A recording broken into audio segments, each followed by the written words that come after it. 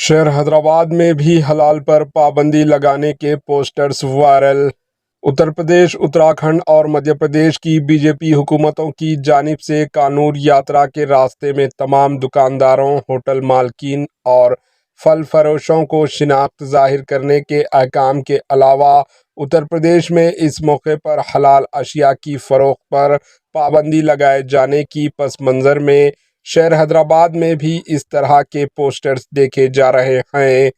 Social media platform Twitter X پر وکاس نامی شخص نے ایک پوسٹ کیا جس میں دیکھا جا سکتا ہے کہ مندر کے باہر ایک پوسٹر نصب ہے جس پر لکھا ہے کہ ہندو حلال اشیاء کا استعمال نہ کریں۔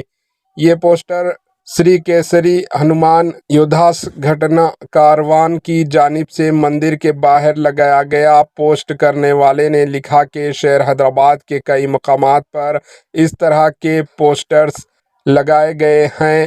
ایسا محسوس ہوتا ہے کہ بعض شرپسند عناصر شہر کی پرامن فضا کو مخدور کرنے اور فرقہ وارانہ ہم آہنگی کو متاثر کرنے کی کوشش میں ہیں۔